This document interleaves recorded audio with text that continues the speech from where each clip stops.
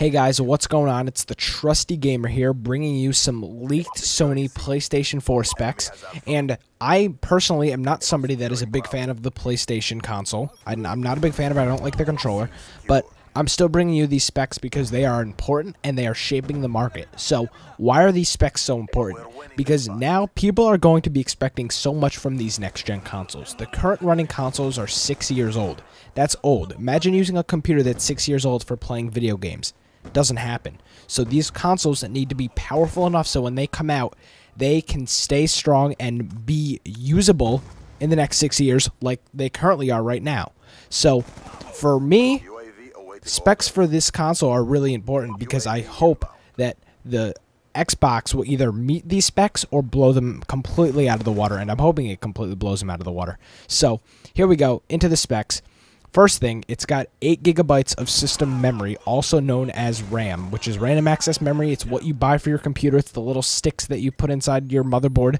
That is what the RAM is. And now, I was really surprised with this. I was really expecting 4 just because it's a dedicated console and they don't need the threads going towards, you know, an operating system and all those other things. So I was really expecting 4, but they turned around and put 8 in it. And this is just the development kit. Let me say that. This is not the final release console. The console has not been released yet, but they're giving out a development kit to the game developers so that when the console is launched, that there's titles and you don't have a console with no games for it so that people can develop once the console releases. So, like I said, 8 GB of RAM, and it struck me a little bit that there was a rumor that the Xbox was going to have 8, and at the time when that Xbox rumor broke, the PlayStation was rumored to only have 4. So if Sony caught up on the Xbox rumor, and now they have 8 gigs in their console, that is just what I'm hearing. Remember, this is all rumor, so this console could come out and only have 3 gigs of RAM. It really, none of this, what I'm saying right now, might be relevant when this console releases.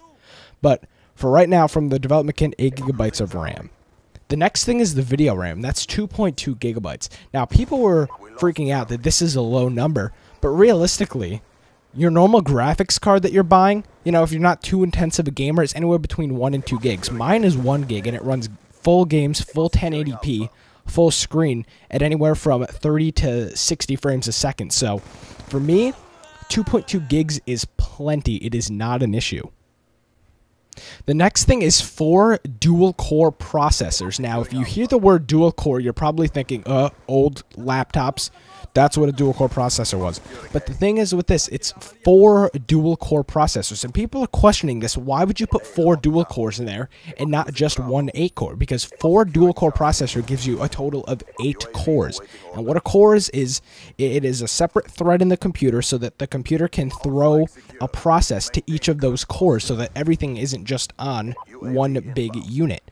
So what this does is it splits out the processes that the console needs to do, like giving you graphics, reading the games, displaying things to you. That's what that stuff is for, so that it can do that and it can get it done fast.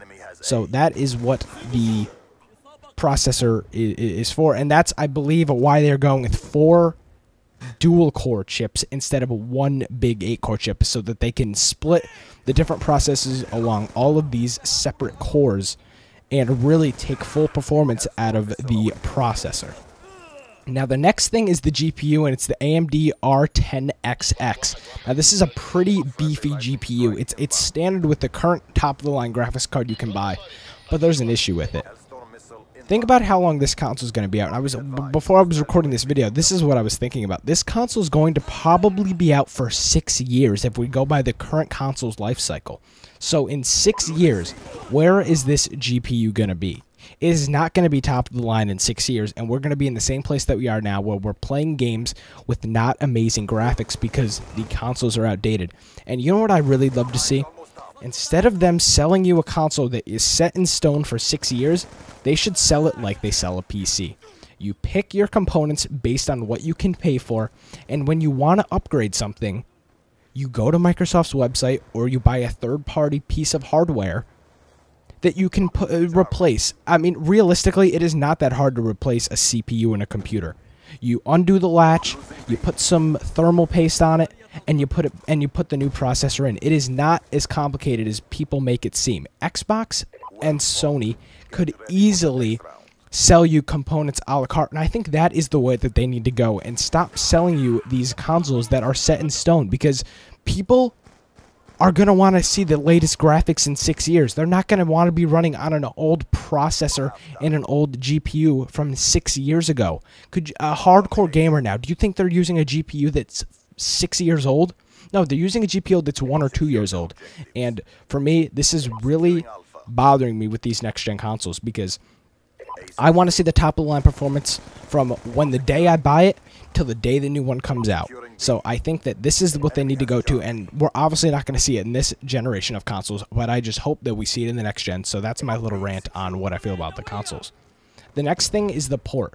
4 USB 3.0 ports, and now you might be wondering, what's USB 3? If you don't have a brand new computer, and your computer's a couple years old, you might not know what a USB 3 port is.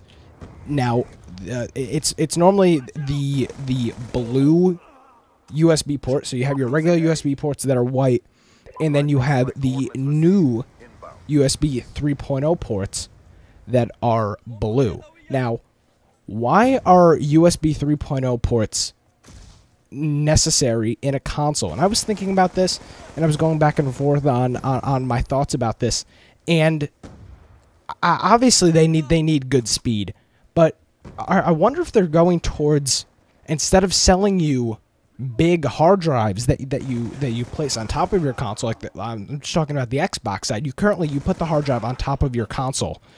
It goes in the little groove. So maybe they're going towards more of a USB kind of hard drive, so that they don't have to sell you the big enclosed hard drive. Now, the next thing is 2 Ethernet ports. Now, this is really interesting, and this might only be important for the development kit, but when you think about it, 2 Ethernet ports, realistically, I think that this could be a big thing if they release this to the public.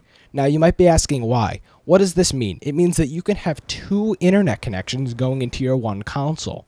Now, for normal people, that might not be a big deal, but if you have a brother or a sister, and they like playing games just like you, and you play multiplayer online, if you could connect 2 Ethernet ports so that you're each running on a different internet connection, that could solve a lot of issues with lag compensation. If you are both running on the same internet, that means that you're not splitting the internet across 2 users on the same account. Now, the next thing is the drive is a Blu-ray player. Now, the Sony PlayStation 3 already has a Blu-ray player, so this is no surprise to anybody. They've got the patent on it, so they're going to keep putting Blu-ray drives, and it's just an added benefit to this console. Now, the next thing is a 160GB hard drive, and people are like, that's too small, we're not going to be able to store games. But don't worry about it, guys. It's a developmental kit, so they're not going to put a 500GB hard drive in a developmental build. Sorry, I can't speak. Because the game developers are not going to be saving multiple games. They're going to be developing their game, and that's it. And the next thing is the audio output. It's got HDMI, optical, and then 2.0, 5.1, and 7.1 surround sound channels, so that you can have multiple speakers mounted around your room and be able to pull in good quality audio. So thanks for watching, guys. I'll keep you updated on newer specs that are released, any more rumors that are released. Thanks for watching the video. Don't forget to like and comment on the video. I want to hear your thoughts on this next PlayStation 4. Thanks for watching, guys, and we'll see you later.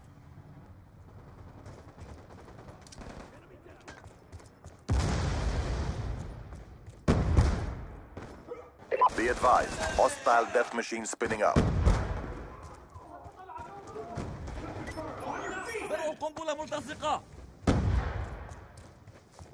Hostile lightning strike inbound.